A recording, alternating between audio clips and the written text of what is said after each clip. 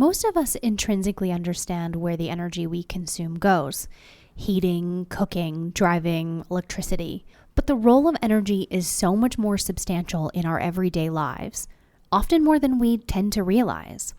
Hey there, welcome back to another episode of C-Suite Unplugged, an Alberta Better podcast series. In this series, host Adam Legg talks to Alberta's top CEOs, entrepreneurs, and business leaders about their journey to the C-suite, what keeps them up at night as an Albertan and as a leader in their industry, and what their outlook is for the future. On today's episode, we speak with Dean Setoguchi, the president and CEO of Keyera Corp, an integrated midstream energy business. Dean walks us through his career from high school diploma to the C-suite, gives listeners advice on how to advance their careers, and helps contextualize the life of a CEO. We also talk to Dean about the many ways energy is used to improve our lives, what ESG means to the folks at Keyera, and where Dean sees the future of Alberta energy heading. And if you find this episode interesting or insightful, let us know by heading over to Apple Podcasts, Spotify, and give us a quick review and a rating. Now, on to the show. Welcome back to another Alberta Better podcast. This is our C-Suite Unplugged series. And today we're going to talk about natural gas, transportation, and marketing. When most people think of natural gas, they think of the companies that either find or produce it, or how we use it in our homes and facilities. But few think of the companies that move it and market it. And that's exactly what today's episode is about, with our guest, Dean Setoguchi, President and CEO of Keyera. I always enjoy my discussions with Dean. He's a thoughtful and straightforward leader who's making his mark at Keyera and in the community. He's thoughtful and highly engaged in running a successful company, but also living part of BCA's focus, which is shared prosperity. With his involvement on the board of the Calgary Food Bank, support of the Calgary and Area United Way campaigns, he believes strongly in ensuring that all in our communities have a chance at a good life. Dean, thanks for joining us today. Adam, thanks for having me today. I really appreciate you giving me this opportunity. Well, we're looking forward to a good conversation. So the first part, Dean, is a little bit of getting to know you. And so for listeners who don't know you well, perhaps give us your elevator pitch about Keyera and the role you play. Sure. Well, first of all, I'm proud to say that 2023 marks Keyera's 25th year in business, 20 years as a public company and 25 years since it was spun out of Gulf, and really have a remarkable track record. What Keyera does is that we provide fully integrated services right from wellhead to end market. So what that means is that from our producer customers, we gather their natural gas, we process it, and then we basically strip out their natural gas liquids. And that's where our primary expertise is with natural gas liquids. Natural gas liquids are propane, butane, and condensate mainly, and sometimes ethane. So after we strip out those natural gas liquids from our gas plants and other third-party gas plants, we transport them with one of our NGL transportation lines, and we basically deliver them to one of our frac complexes, either at Rimbey or Fort Saskatchewan. From there, we process those natural gas liquids into their specification products. So again, propane, and most people would think about propane as their little canister that they used to use for the barbecues. Butane, if you ever have a big lighter or something like that, that's a form of use of butane. And condensate, which is used for diluent for the oil sands. So again, we have the assets and the expertise to process, transport, and market NGLs right to the end market. So we make it as efficient as possible. First of all, I am extremely thankful that I have the opportunity to be the CEO of Keyera. We have some tremendously talented people here. So again, for me to have the opportunity to lead this group is a tremendous honor. Essentially, when I think about what I do, it's basically usually one of three buckets. One is strategic direction. Two is sort of people and culture. And number three would be external stakeholder relations overall. And that's sort of generally where I spend most of my time and attention. Well, I think everyone looks at DEO and thinks it's all glamour and glitz and whatnot. But Dean is a real, as you point out, really three key strong things that are very intense, very engaging, and a lot of rolling up the sleeves and engaging with you, as you say, your staff, your colleagues, the communities that you work in, other stakeholders and investors. It's a critical role. And Well, congratulations on your 25th year as a company, and you've been there for quite some time as well. So congratulations on your leadership and taking the company in the directions that you are. We're excited to have you on the podcast today. Thank you, Adam. One thing that people love to hear is, I think they do look at CEOs and think, what does it take? What's that journey look like, and how could I one day get there? And so perhaps share with us the journey of Dean, high school diploma in hand, the big world in front of you. What was the path that you took, and what were some of those sort of key moments in that journey that led you to where you are today? Well, I'm not sure I'd encourage other people to follow my path, but it's a good question, and I've reflected on it a lot in the last several years. But I was born and raised in Lethbridge, which is a couple hours south of Calgary. Small city. When I grew up there, is probably 65,000 population. I would say that I grew up on more the modest side of the rail tracks, and I used to get bugged about that with some of my friends in Lethbridge, which was all good. My parents really couldn't offer me a lot of career advice. So when I was thinking about what kind of profession could I go into, and I'm thinking, can't go in anything in the medical field because that's just not my thing. So yeah, dentist or doctor was kind of out of the question. I actually didn't even know what an engineer did back then, to be honest. And so we knew somebody that was sort of in an accounting firm in Lethbridge, and was pretty successful. So I thought, okay, that's what I'll do. I kind of like numbers. I'm going into accounting. So I went to the University of Lethbridge, and at the same time, I maintained my job at Safeway. And back then, Safeway paid unbelievable money. So I actually had a pretty good life living at home, made some good money, and went to university and basically got my Bachelor of Management there. When I was coming into my fourth year, that's when you basically apply to the CA firms to article.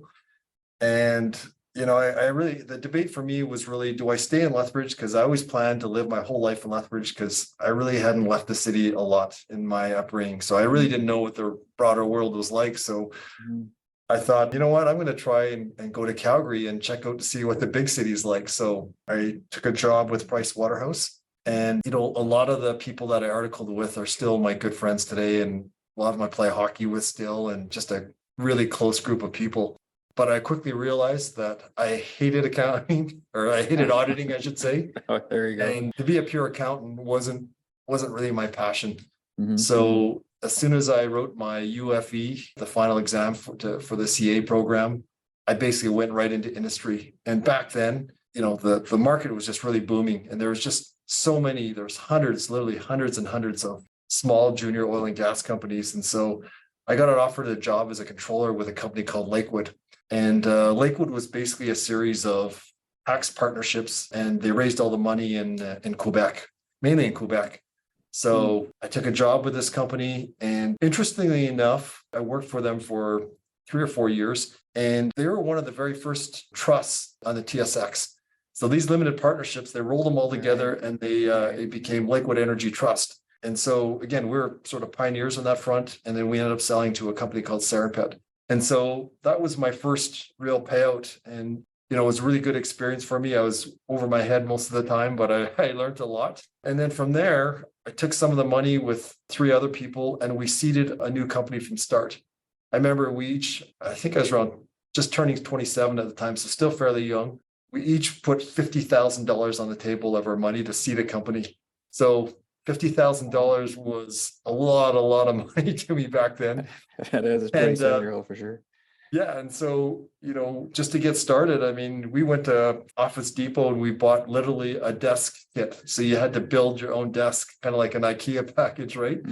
But every dollar meant everything to us because it was our own money. So we worked for free to try to get this company going. We bought a few assets, we raised some money, and over the span of 4.5 years, we built this company up. It was called Torex, and we sold it. And after that, I was involved with another 4 or 5 companies where it's either a reorganization where you go in as a team, or you reorganize a company, build it up and sell it.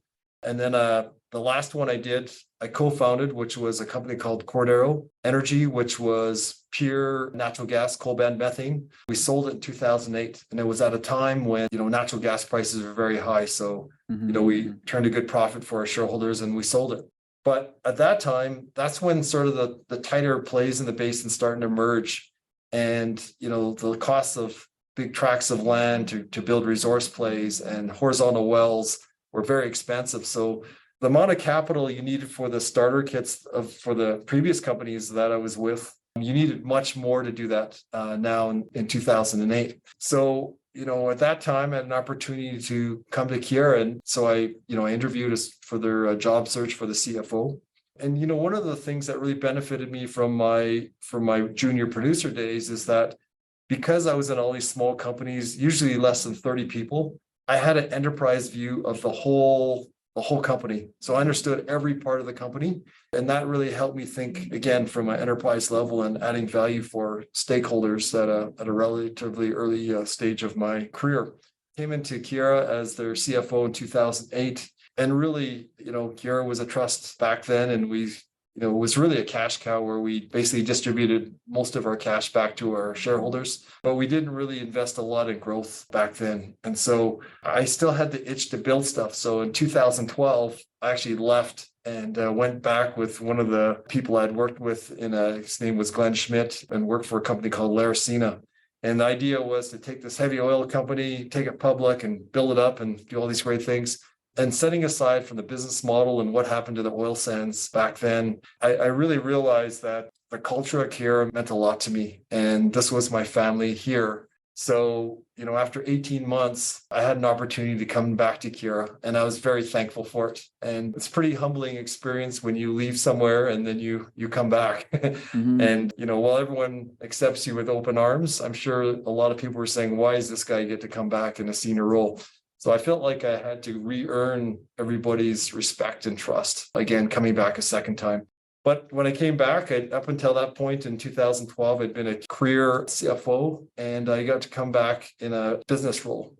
So I ran our liquids business unit, which was a great experience. I understand more of the commercial side of our business, which prepared me to be the successor to David Smith and become the CEO. I've been in my chair now for 2.5 years, and it's been a wonderful experience.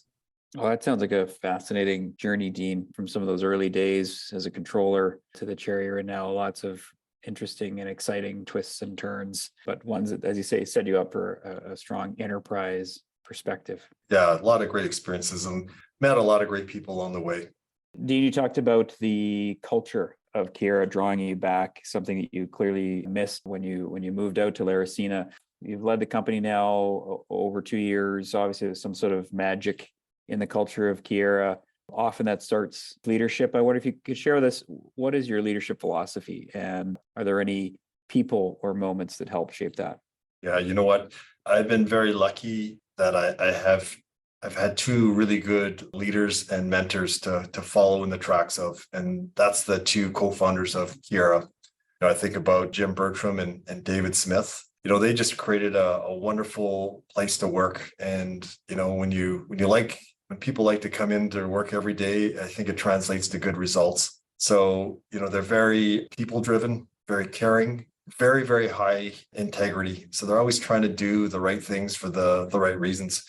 When we think about ESG and when that became more front and center, we realized that we scored pretty well already. And that's because we already did a lot of things, because that's just what good companies should do. So I think they laid the foundation for that. They're very, very humble leaders. And I think that is very important.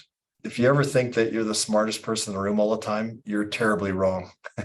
And so in my role, I really believe that I need to surround myself with a lot of really bright people, talented people, and listen to what they say and leverage their strengths. And so that's basically carried on from the Jim Bertram and David Smith days. And certainly I want to build upon that, but that's really the foundation of our company and how I look at leadership. Yeah, David, I got to know a little bit. Tremendous leader who obviously gave you some great guidance and help as a mentor. I also saw on your Keyera website that amazing former Premier of Alberta, Peter Lougheed, was a chair of Keyera. Did you have a chance to overlap with him at all? Oh, yes. Yeah. I mean, when I look back, if I ever had regrets in my career, I mean, he was such a visionary guy and such an outstanding gentleman. I remember I was just really intimidated by him. I come to Keyera and I remember after board meetings, we would go out for dinner after, the executive and our board. And he'd always say, "Hey, Dean, come and sit next to me." And I was kind of always hesitant, That's hoping awesome. someone else would sit next to him because I didn't want to say something stupid to him. But just a tremendous man. And yeah, he did a great job as our chair for many years. Well, that's high praise to have Peter Lougheed inviting you to sit next to him at dinner. A remarkable honor to have that for sure. Absolutely. Dean, people love to know what a day in the life of a CEO looks like. What's a day in your life look like? Are there any key routines or practices or things you make sure that you get done between the time you wake up and you go to bed? Well, I won't lie, and it's a 24/7 job. Whether I'm physically at work, and I'm always thinking about our business, our people, our stakeholders. I want to do the right thing for everyone. And so yeah, that's something that's always in your mind, and that comes with the job, and I'm good with that. I mean, I'm like I say, I'm very fortunate to have the opportunity that I have. For me, the last 2.5 years, and even before that 2.5 years, there's a transition period, which was right through the beginning of COVID. So through 2020, I'm transitioning into this role. 2021, I take over. You can imagine, I mean, here we have a $2 billion pipeline project that we're trying to execute. We're going through COVID. Obviously the markets were very volatile during periods of those times. So a tremendous amount of stress, and you put even more of your attention into the company. What I'm trying to do now is trying to establish more routines where I'm also thinking about my physical and mental health, and whether that's just exercise, activity, meditation, all those sorts of things, because the two go hand in hand. Your professional life and your personal life, the better health you have on both sides of the equation, they support each other. That's something that I'm definitely focusing more on. Have you found anything that seems to be working for you to help that balance? Well, you know what? I've always been a discipline with what I eat. And about 5 years ago, I found out that I'm very sensitive to gluten and dairy. So that makes you even more, I think, disciplined in terms of your diet. So I think that's been positive. If I couldn't get in a perfect workout, I just wouldn't do it, thinking that's a waste of time. Now, if I can squeeze in anything, I'm doing it. Because if I don't, it's just time just goes by and you don't do things. But I never believed in, more of the meditation and things like that. And now I do it every day. So I'm just learning more about what good overall health means. And again, just trying to make sure I make time for it. That's something I've tried many times to get into, is meditation. I just haven't found a practice that sticks. Maybe I just lacking the discipline to do so, but it's something I definitely, I hear so many of the benefits from it that I wanted one of these days I've got to get that practice sorted out for sure. Dean, you said earlier you wouldn't necessarily recommend a path you followed for anybody else, but I think one could look at, say, a pretty darn successful path. But if someone were to come to you and say, I'd like your advice on what I should do, I'm new in my career, what would you encourage them to do, or even not do? Someone early on starting out seeking your guidance.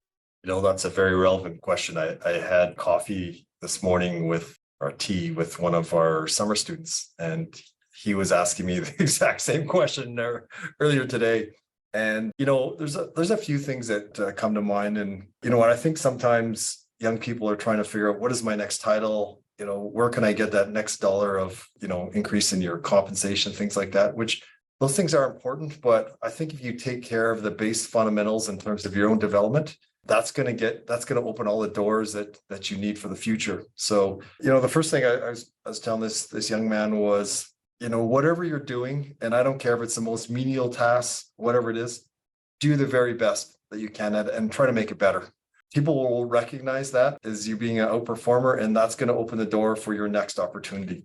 I think the second thing is build breadth to your, and as part of your development. So like I said, when I was in these junior producing companies, I actually naturally had the opportunity to build that breadth because it was a small company and I got to see everything. So again, I developed more of that enterprise thinking at a relatively early stage in my career. And I think that's really important, and people should try to do that. And thirdly, I'm all for sort of flexible work conditions to a certain extent, but I still believe that humans are social creatures and relationships really matter.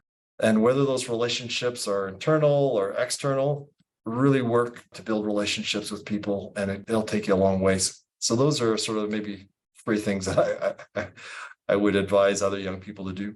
Those are fantastic pieces of advice, Dean. I think that notion of, I'm always telling my kids as they embark on even first summer jobs and things like that, if you're given the broom to push, show that you are doing that the best of your ability and tell them you're keen to take on any task that comes their way. I think that just sort of shows a willingness and an enthusiasm and the adaptability piece. I read a great book recently called Range, which is really about the notion of generalist versus specialist. Right. And I think it really speaks a lot to that. And I totally agree. I worry about too much of things happening digitally or virtually, and that we're losing that interaction, the mentorship that comes with that, the interaction, the culture that gets built through some of those things. So I think those are three fantastic pieces of guidance to young, up and coming Dean Setoguchi. No, thanks. As we close this segment on you, Dean, is there anything that people would be surprised to know about you? Like, do you have an amazing hidden talent that people wouldn't know unless they got you at a social moment, or any unique interests that you have? You know what? I am not, I don't have any hidden talents. I would say as a young child, my cousin, who's almost like my brother, because we're very close in age, we took guitar lessons, and this guy is such a gifted musician. Quit doing it right away because I couldn't keep up to the guy. I still play hockey. Many people know my cousin's son played in NHL, and so people see me play hockey and they say, what happened to your talent? Thanks everybody. But one thing I did do, I'm sometimes embarrassed to admit this, but most people would assume that growing up in Southern Alberta, I would be a Flames fan. I'm an avid Edmonton Oilers fan. And it's because a number of my friends in Lethbridge were from Edmonton. They moved from Edmonton and relocated to Lethbridge. And so they really got me into the Oilers. And to this day, I'm a diehard Oilers fan. And so in 2001, which was a couple of years after Gretzky retired, I went to his very first fantasy camp. And that's when he was still a pretty decent athlete. Like he was unbelievable on the ice. And you had a lot of other ex-Oilers on there, like, Paul Coffey and Glenn Anderson and a bunch of these other guys. You play a little round robin tournament, and Gretzky takes turns playing on each team. And we're tied going into overtime, and he feeds me an unbelievable perfect pass, no look. And so I'm thinking, I'm going to score and win this whole tournament, right? Well, as I'm thinking about that, I just stumble. I didn't even know what happened. Oh no. And I look back at Gretzky, and he's got his hand over his face. So it was a pretty fun tournament, but pretty embarrassing moment. Oh, well, thank you for sharing that. That must have been quite a remarkable experience, just to get a pass from the great one in an alternate world scenario that you did score and win the tournament for sure. Dean, let's switch to Keyera and the company. You gave us a bit of a snapshot early on in your opening remarks. Anything about Keyera and the company that you didn't get a chance to highlight there that you want to chat with us about? Well, one thing that, from a macro perspective, we help enable the extraction and production of resources in our province.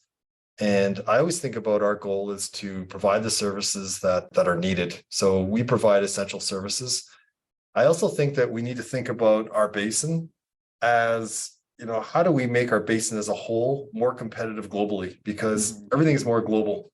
Whether it goes to the United States and they export stuff out of the Gulf Coast, or whether we move off the west coast of Canada or goes out east, really now almost everything is priced in terms of global markets. So it's really leveraging our infrastructure and our expertise to try to make, again, our basin more competitive, where we can add value to our customers. And at the same time, we add value to our stakeholders as well. So I mentioned before that, we have a fully integrated system, and really that helps facilitate the efficiency that I talk about.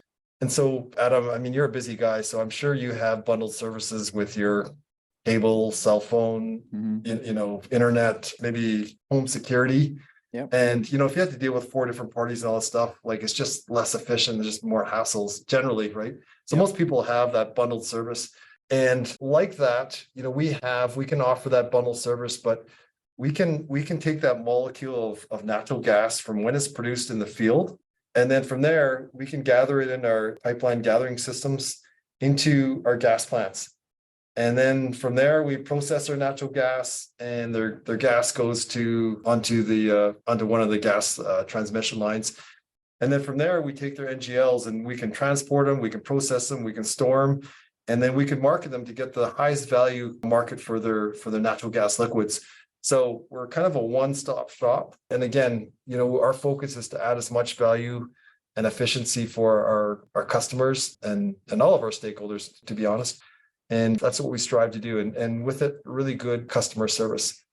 I think as part of our integrated system is one of the things that I don't think people understand is like when producers are producing and they think that those molecules just flow ratably through the whole system, and that doesn't always happen. So if you think, sometimes that there's rail strikes, for example, when there's a rail strike, just think of all this propane that's getting produced, right? And it's got to go somewhere. And if it can't get railed out, then this has to get stored somewhere. So we have big underground storage caverns that can store all that product until it's ready to be shipped out.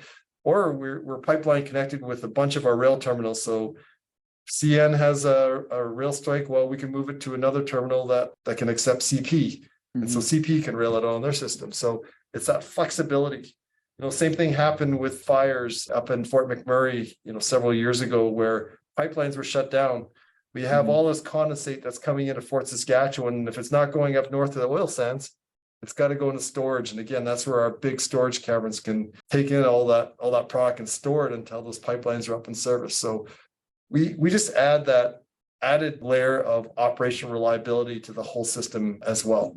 It gives you a great competitive advantage and some incredible flexibility. Absolutely. Well. Yeah. One of the things, Dean, I really thought was a great little piece on your website. You've got this interactive sort of flow of what you call connecting energy for life, which really gives people a sense of how are some of these energy products used in everyday things.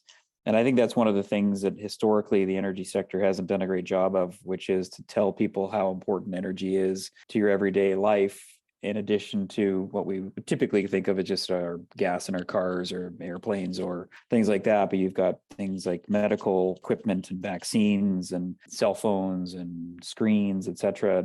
Tell me a little bit about how that idea of trying to tell that story came to be, and what some of the things that you hope people take away from that.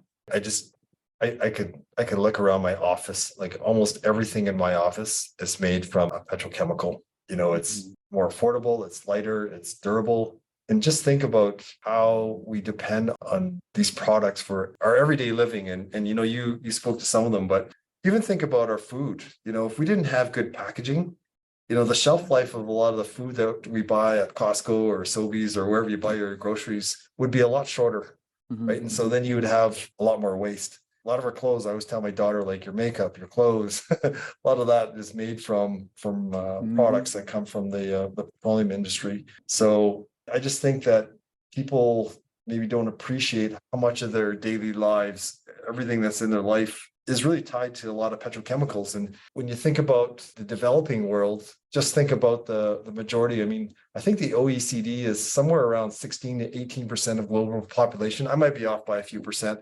But, if you think about the rest of the world, the developing world, where the huge population is, they're trying to get a lot of the conveniences that we have, right? And so, I think there's going to be a lot of future demand for that. But again, we have to figure out how do we supply the world in an environmentally responsible way as well.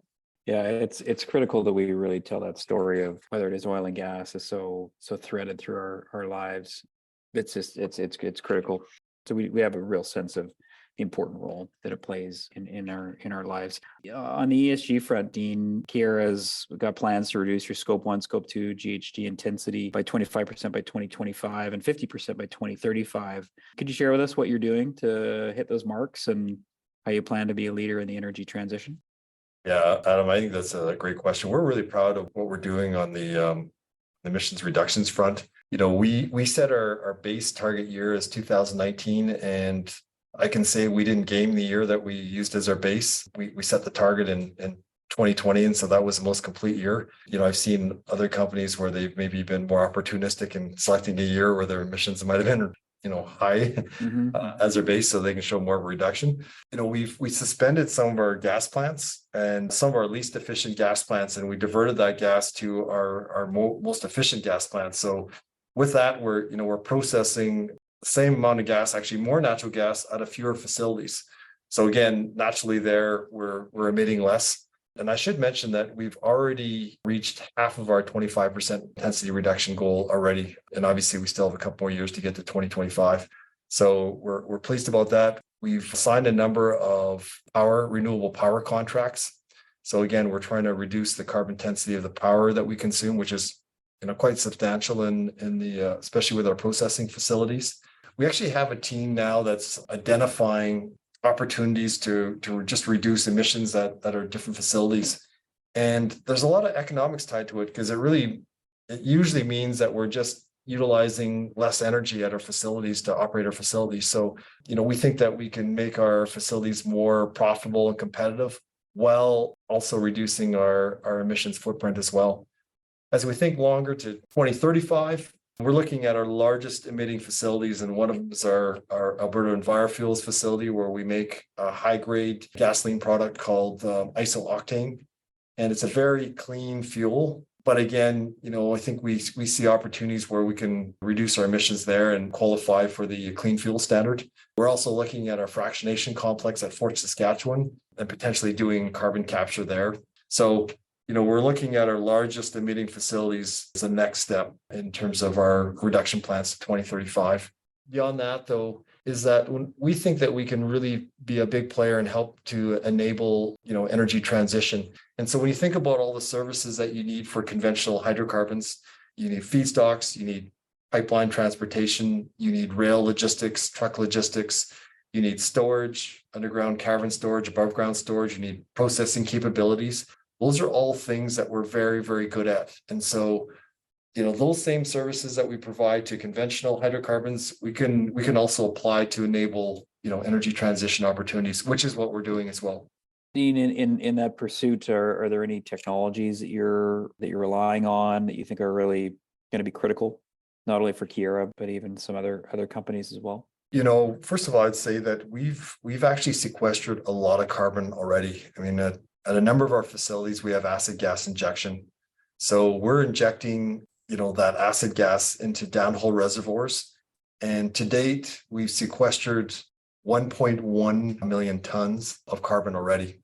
So I think to lever on that sort of concept, the technology exists already. So I think carbon capture can be applied in a bigger way. And that's something that we're definitely looking at our facilities to reduce our carbon footprint. I think that maybe the next stage might be direct air capture, where they're basically just capturing it right out of the air. And then I know that there's some pilot projects in the US. Oxy, is doing some of that work in the US. So we'll see how that develops. What would be incredibly intriguing to me is that if you could actually take a waste product and turn it into something valuable. So can you actually extract carbon and make carbon black or something useful out of it after that? I think that technology is still a ways away, but it'd be nice to see that. I also think that part of the solution isn't on the industrial side of it. It's on the consuming side. And I just think culturally, we have to learn, especially in a place like Canada or the United States or North America, we just have to learn how to consume a lot less of everything. If you look at the consumption stats for anything like energy, water, you name it, us on a per capita basis relative to Europe, we are way far more wasteful than other parts of the Western world. So I think it's just a cultural thing that we all have to learn how to do better as well. Yeah, let's look at both the demand and the supply sides of the equations, not just the supply side. I totally agree. When I look at human behavior, I find that people want to be more environmentally responsible, or they want the world to be, as long as it doesn't compromise their own life. So, one of the things that I'm really conscientious about is recycling and composting. And, if I'm in a public place, I'm always looking to see what ends up in each bin, and it's all spoiled, right? It's because people just throw stuff wherever. They mix things in. Totally. So we could do a lot better as society. Yeah, then there's as much as we talk about trying to tackle climate change, there's lots of research that has shown that most Canadians will not spend more than, frankly, sort of $5 or $10 or $100 a year to help tackle climate change. I think it's over 50 or 60% of Canadians won't spend more than $100 to do so. So we've got lots of work to do in that space for sure. Dean, as we close out the side of the Keyera piece, another ESG item more on the S side is that 50% of your senior executives are female, 30% of your board is female. How did you find that balance, and how did you go about doing that, and why it was so important to you? At Keyera, we value diversity, and we want to make sure that everybody feels included here. And we just think that we're going to draw from a broader talent base. We're going to have more diverse views, which is going to basically lead to better decision making. I always believe in walking the walk. So, we have some tremendous female employees in our company, and so it was pretty easy to develop some of that talent internally.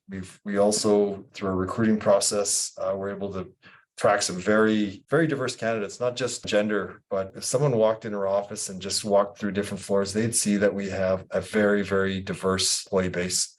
I'm very proud of that. I would say that there's certain areas where we can still improve, in the areas like our field jobs, a lot of those skills, like there's just not a lot of females going into that. So I think that we could help develop more talent in that space, so that over time we'll have even more diverse employee base out in the field as well. But it's something overall we're very proud of. Yeah, no, as you should be, and I agree. I think some of the more trades-based skills, field skills, are something that women haven't been as encouraged or comfortable in participating in. And I know there's a number of efforts to try and tackle that, but I think that's going to be a great opportunity as well. Shifting to kind of more the long-term view, Dean, what's your outlook for natural gas and globally from and coming from Alberta, the viability for Canada as an LNG power globally? What's your outlook on the natural gas market for Alberta, Canada, and the globe? Adam, we have an unbelievable opportunity here, an unbelievable opportunity.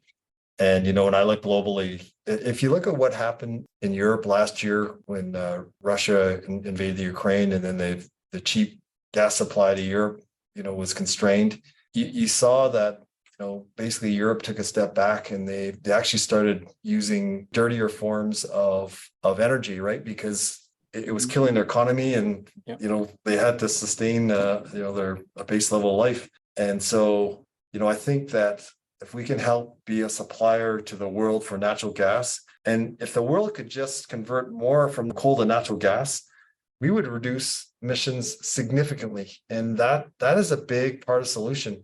When I think about Alberta, we're still in the very early stages of development. We have significant resources in Alberta and BC. What's always been a limiting factor is just the takeaway capacity. So enough pipelines to take it away. And we're seeing that now with Coastal GasLink. We're seeing expansions on the NGTL system into the US. So that's all very promising, and we have a very low supply cost base.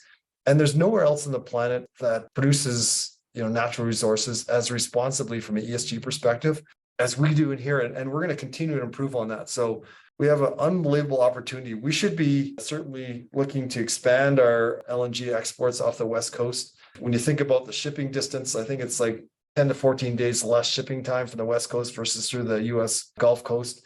So we have advantages like that. We use less energy just because of the cool ambient temperatures up north in BC. So there's a lot of advantages that we can create with our LNG, and really, that will help contribute to the prosperity for all Canadians. I think that would be good for everybody.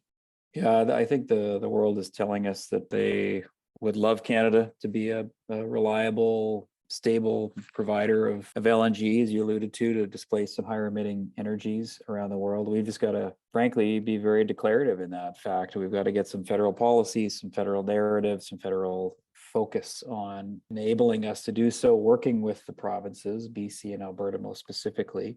We've got a window of opportunity here, and we're doing everything we can to advocate with the federal government that this is our moment, Canada, to step up into the global stage and really be that provider. Otherwise, there's lots of other countries moving at faster pace than we are, trying to seize that opportunity, and it would be a shame if we miss that. So I totally agree on the opportunity. And certainly we appreciate all your efforts, Adam, to help facilitate, some of that dialogue with our various levels of government to help make that happen. No, well, frankly, that's our job, Dean. So that's what we're here to do for you guys.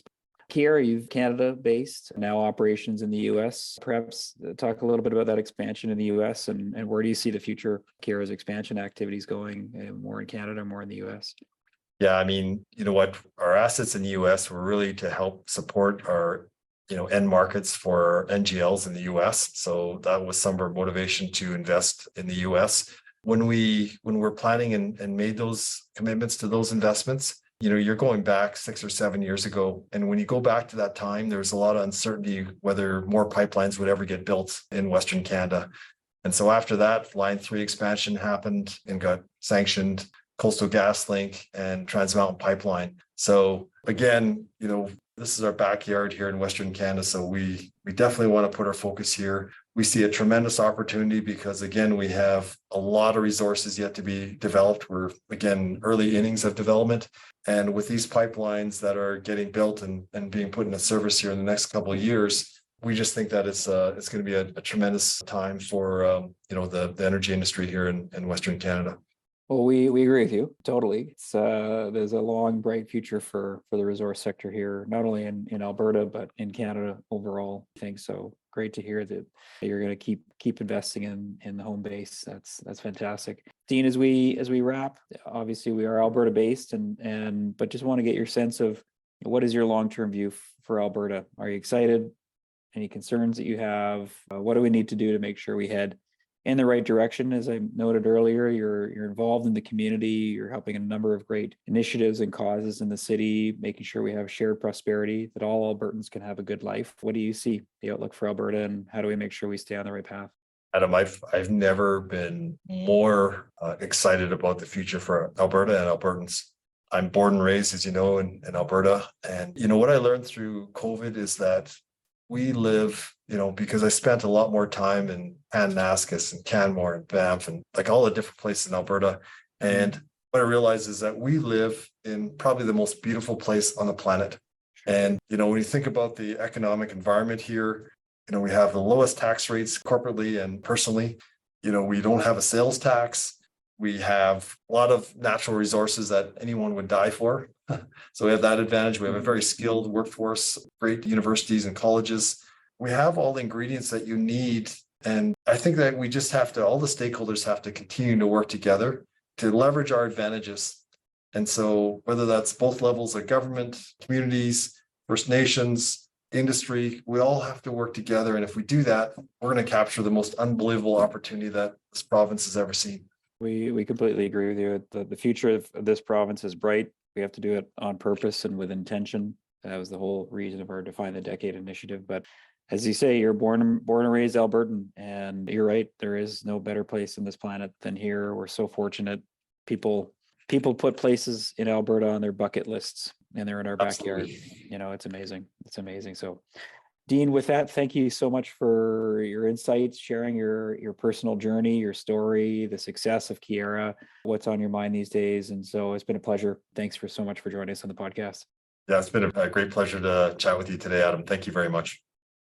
Well, thank you for joining us for this episode of C-Suite Unplugged, an Alberta Better podcast series. This podcast is a production of the Business Council of Alberta. You can learn more about us at businesscouncilab.com, and we'd love to connect with you on social media. So give us a follow at BizCouncilAB on Twitter, LinkedIn, TikTok, and YouTube.